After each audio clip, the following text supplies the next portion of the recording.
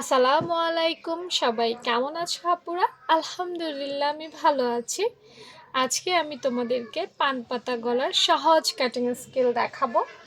অনেকগুলো আপু রিকোয়েস্ট করেছো পান পাতা গলার কাটিং স্কিলটা যেন সুন্দর করে দেয়, কারণ এই গলাটা আমার ম্যাক্সিমাম আপু জামায় পরতে খুবই ভালোবাসে, আমিও খুব পছন্দ করি এই জামাটা।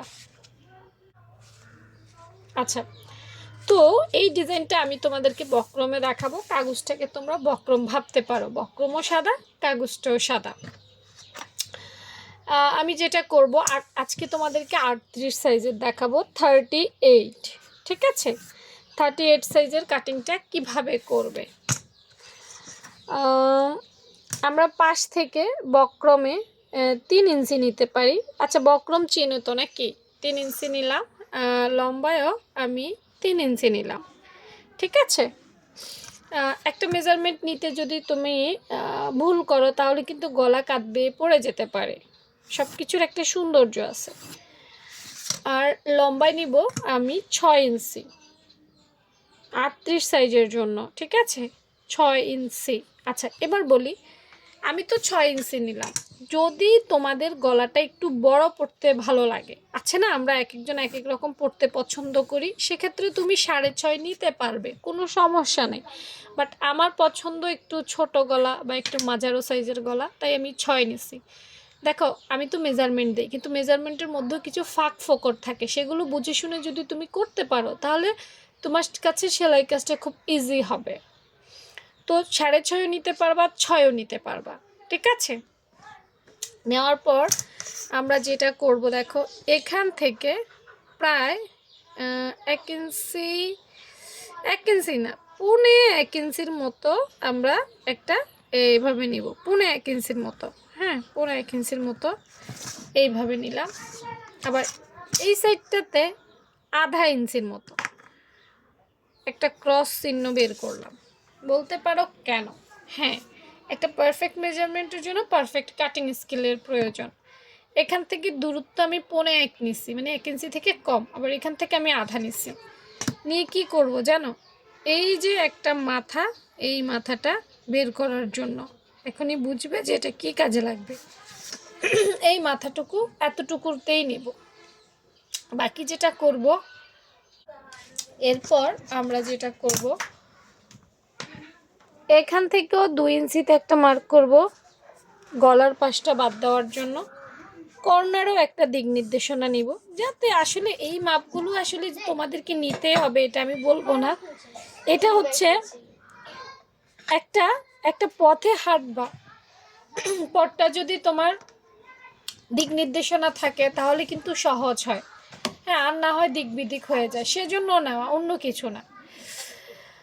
তো এখান থেকে 2 নিলাম, এখানেও কর্নার থেকে 2 নিলাম, দেখতে পেয়েছ।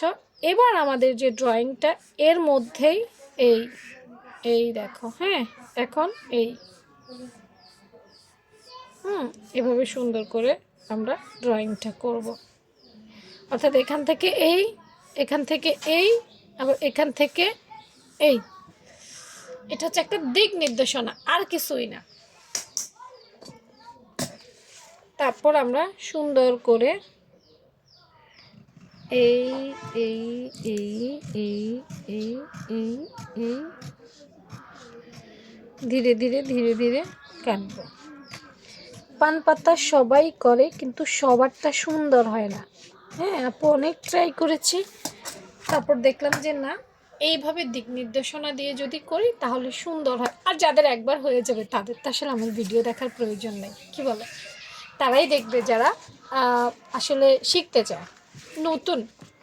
তো চলো একটু খুলে দেখি যে শেপটা কেমন হয়েছে। ভালো হইতে পারে, খারাপও হইতে পারে। খারাপ হইলেও এত টেনশন করার কিছু নেই, আবার ট্রাই করব, তাই না? এই যে এখন কেমন হয়েছে সেটা শুধুমাত্র তোমরা জানাবা, ঠিক আছে? ভালো হলেও লিখবা, খারাপ হইলেও লিখবা।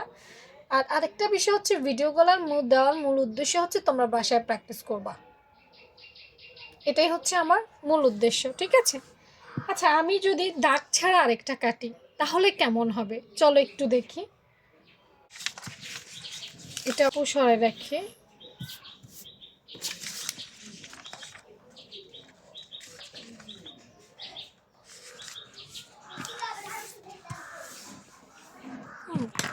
ব্লাউজের সাইজের জন্যই কাটবো।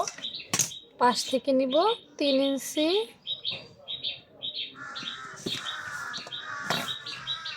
3 ইঞ্চি,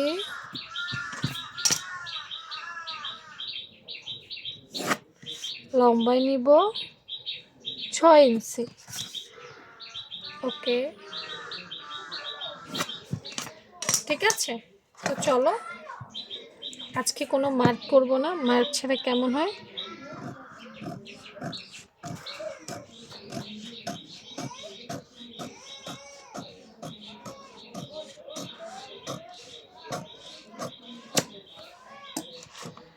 মার্ক ছাড়া করলাম। হ্যাঁ, এই হচ্ছে আমাদের মার্ক ছাড়া। আমার কাছে তো সেমই লাগছে। এই হচ্ছে মার্ক করে। আমার কাছে কিন্তু দুটো সেমই লাগছে, তোমাদের কাছে কেমন লাগছে জানি না। এই পদ্ধতিতে নতুনদের জন্য, এটা নতুনদের জন্য, যখন নতুনরা এক্সপার্ট হয়ে যাবে তখন আবার তারা এইভাবে কাটতে পারবে।